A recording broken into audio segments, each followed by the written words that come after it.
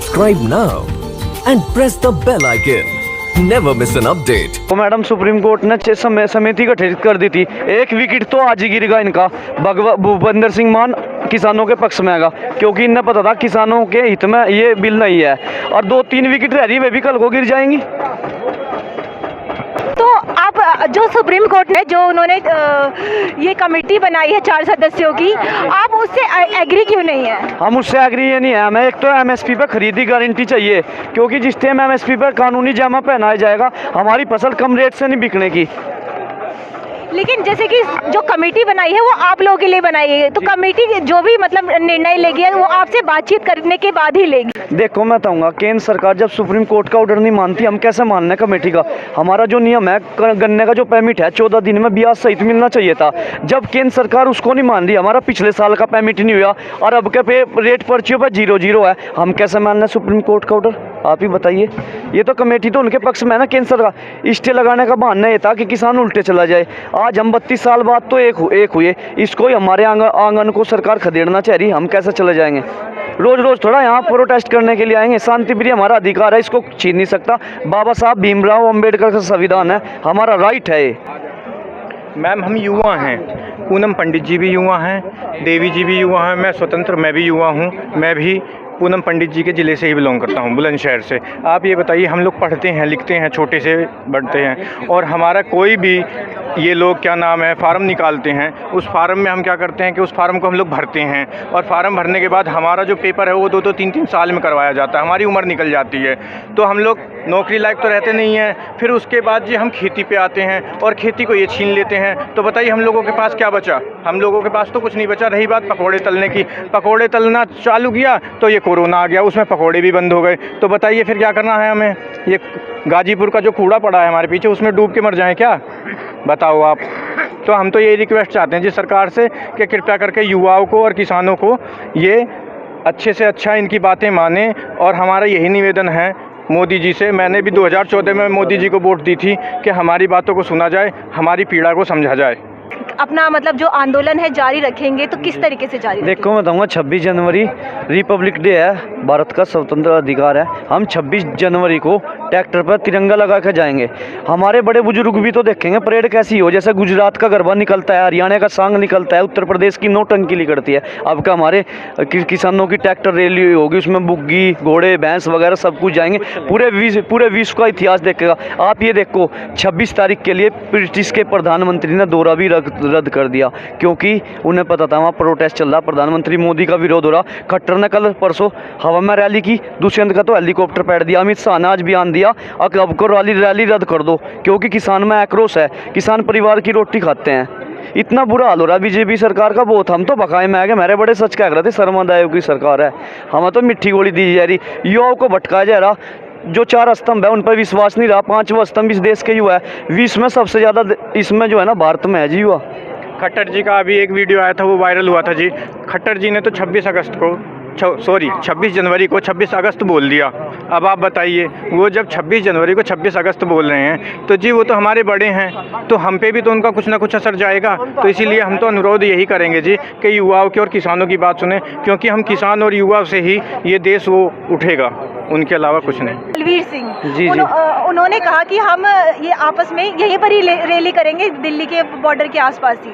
तो इस पर आप क्या कहेंगे? देखो बात ऐसी है, शांति प्रिय अधिकार है, हम शांति प्रिय रैली निकाल लेंगे।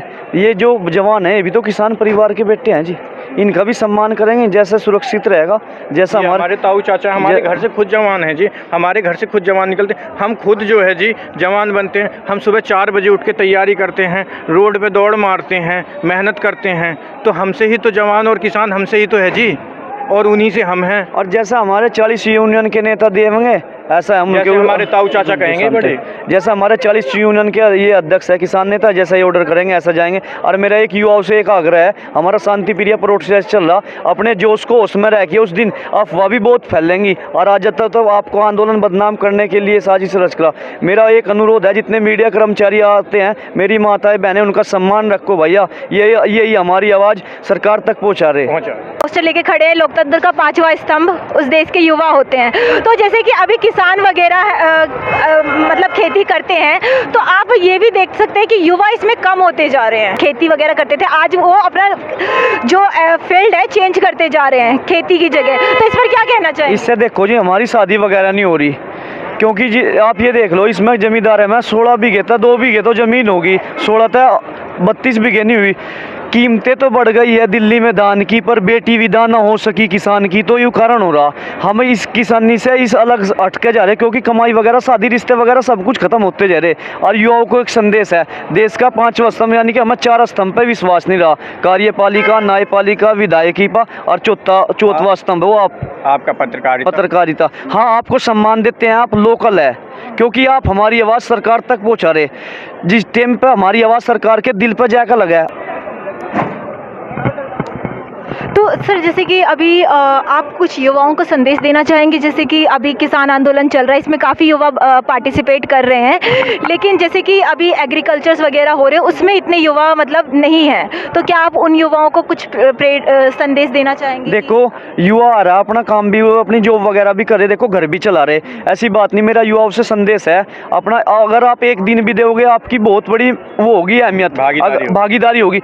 ये हमारा हमन चल रहा, मेरे देश के युवाओं आके आहुति देवो ही समन में। आपको ये जो है ना, किसान आंदोलन जनविपक्षी आंदोलन बन चुका है, ये इतिहास लिखा जाने लगा। देखो, आप किसानों के पास 72 साल बाद हो गए, अब क्या हमारा IT सेल भी बनेगा। ये देखिए हमारे सरदार भाई कितना हमें कपड़े धोए दे, टाइम पे मिले, नाई वगैरह बहुत कुछ सुविधा है।